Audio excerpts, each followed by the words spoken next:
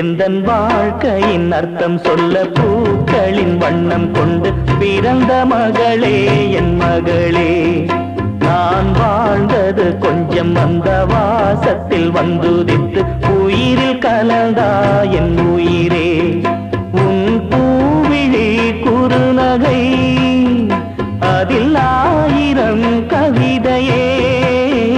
எந்தன் வாழ்க்கையின் அர்த்தம் சொல்ல பூக்களின் வண்ணம் கொண்டு பிறந்த மகளே என் மகளே. நான் வாழ்ந்தது கொஞ்சம் அந்த வாசத்தில் வந்துதித்து உயிரில் கலந்தா என் உயிரே.